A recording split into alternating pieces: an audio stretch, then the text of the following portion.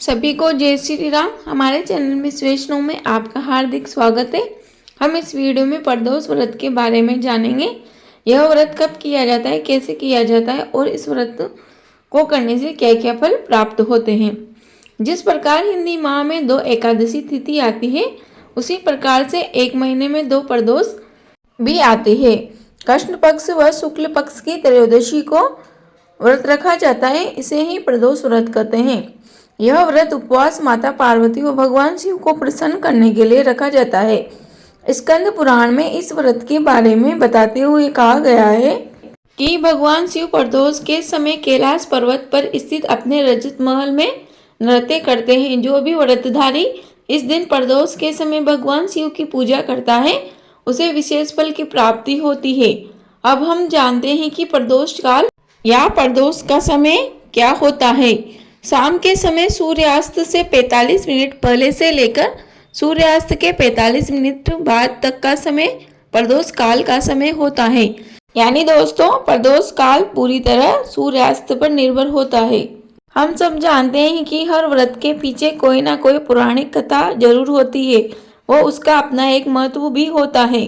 हर महीने की त्रयोदशी को जब यह व्रत आता है, उस दिन जो वार होता है उस हिसाब से इस प्रदोष व्रत का नाम भी होता है। साथ ही महत्व भी अलग अलग होते हैं। ऐसा कहा जाता है कि जिस दिन यह व्रत आता है यानी त्रयोदशी तिथि आती है, उसी के अनुसार इसका नाम व महत्व भी बदल जाता है। जैसे सोमवार के दिन जो प्रदोष का व्रत आता है, उसे सोम प्रदोषम या चंद्र प्रदोषम कहते हैं। मान्यता है इस व्रत को करने से आपकी सभी मनोकामनाएं पूर्ण होती है। मंगलवार के दिन जो प्रदोष का व्रत आता है, उसे भौम प्रदोष कहते हैं। किसी भी महीने की त्रयोदशी यदि मंगलवार को पड़ती है तो यह व्रत रखा जाता है। इस दिन व्रत करने से जातक को रोगों से मुक्ति मिलती है। सिद्ध कामना के लिए बुधवार के दिन आने वाली प्रदोष का व्रत रखा जाता है। शत्रुओं से परेशान हो तो उनसे छुटकारा पाने के लिए बृहस्पतिवार को आने वाली प्रदोष व्रत को रखा जाता है। सौभाग्य वृद्धि व घर परिवार में सुख शांति के लिए शुक्रवार को आने वाली प्रदोष व्रत को रखा जाता है। जो लोग संतान सुख से वंचित हैं, उन्हें शनि प्रदोषम का व्रत अवश्य ही करना चाहिए। स्वास्थ्य व लंबी उम्र की कामना से रविवार के दिन आने वाली प्रदोष व्रत को किया जाता है। पौराणिक कथाओं के अनुसार सूत जी ने सनकादिक आदि ऋषियों से कहा कि जब मनुष्य धर्म के आचरण से हटकर अधर्म के पथ पर जा रहा होगा, सब और अन्याय का बोलबाला होगा, मानव अपने कर्तव्य से विमुख होकर नीच कर्म करेगा, उस समय प्रदोष का एक ऐसा व्रत होगा जो मानव को शिव की कृपा का पात्र बनाएगा। वह नीच गति से मुक्त होकर मनुष्य उत्तम लोक को प्राप्त होगा।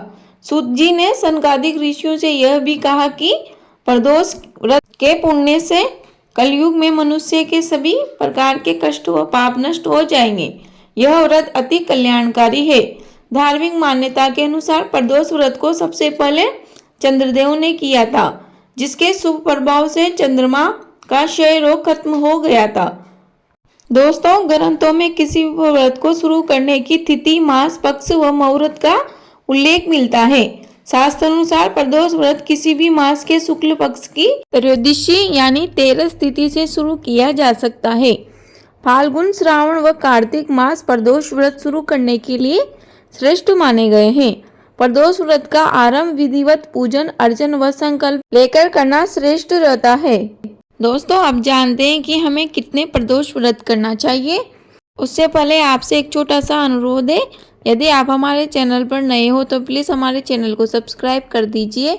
आप एक वर्ष में समस्त यानी 24 प्रदोष अथवा त्रयोदशी तिथि व्रत करते हैं तो आपकी समस्त मनोकामनाएं शीघ्र ही पूर्ण हो जाती है। यदि आप में इतना सामर्थ्य नहीं है तो आप 11 त्रयोदशी यानी प्रदोष व्रत का संकल्प जरूर करें।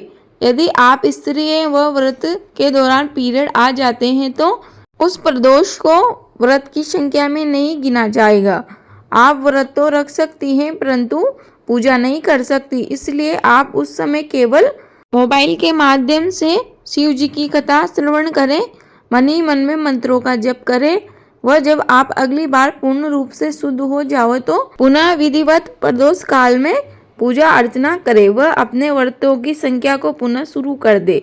हर माह में आने वाली प्रदोष व्रत भगवान शिव जी की कृपा पाने का सबसे बड़ा दिन होता है। इससे जीवन में किसी भी प्रकार का अभाव नहीं रहता। भगवान शिव को ज्ञान व मोक्ष दाता कहा जाता है। अतः सभी मनुष्यों को प्रदोष का व्रत करना चाहिए। चलिए हम जानते हैं प्रदोष व्रत में क्या खाए और क्या ना खाए। दोस्तों, यदि आप सक्षम हो तो प्रदोष व्रत के दिन आप पूर्णतः उपवास रखें, यानी दिन भर निराहार रहे। शाम के समय प्रदोष काल में भगवान शिव की पूजा करने के बाद फलाहार करना चाहिए। यदि आप उपवास करने में सक्षम नहीं हो तो आप व्रत भी रख सकते हैं और शाम को व्रत के पारण के समय केवल हरे मूंग का ही सेवन करें, क्योंकि हरा मूंग पृथ्वी तत्व और यह मर्दाग्नि को शांत करता है। इस व्रत में लाल मिर्च, अन्न, चावल और नमक का सेवन बिल्कुल भी ना करें। कुछ लोग सेंधे नमक का सेवन करते हैं, लेकिन मेरी मानो तो हमें नमक का सेवन बिल्कुल भी प्रदोष व्रत के समय नहीं करना चाहिए। इस व्रत में नमक को बिल्कुल ही निषेध माना गया है। स्कंद पुराण के अनुसार चंद्रदेव का विवाह प्रजापति दक्ष की 27 पुत्रियों के साथ हुआ था। चंद्रदेव उन 27 पत्नियों में से सिर्फ रेवती से ही अत्यधिक प्रेम करते थे। से उपेक्षित होकर चंद्रदेव की बाकी 26 पत्नियों ने अपने पिता दक्ष से इसकी शिकायत कर दी थी। इसके बाद प्रजापति दक्ष अत्यंत क्रोधित हो उठे और उन्होंने चंद्रदेव को कुष्ठ रोगी होने का श्राप दे दिया। इसके बाद अन्य देवताओं की सलाह पर चंद्रदेव ने भगवान शिव की आराधना की। भगवान शिव ने उनकी आराधना से प्रसन्न होकर उनको दर्शन दिए व उनके कुष्ठ रोग को ठीक कर दिया। इस प्रकार से जो भी प्रदोष व्रत को पूरे श्रद्धा भाव से करता है और भगवान शिव की विधिवत पूजा अर्चना करता है, उन पर भगवान शिव की अवश्य ही कृपा होती है और भगवान शिव उनके समस्त दुखों को हर लेते हैं। मनुष्य सभी भौतिक सुखों को भोगकर अंत में भगवान के परम धाम को प्राप्त करते हैं। हमें उम्मीद है कि आपको यह वीडियो अवश्य ही उपयोगी लगी होगी। प्लीज वीडियो को लाइक करें, कमेंट बॉक्स में जय श्री राम अवश्य लिखें। आपका दिन शुभ हो। धन्यवाद।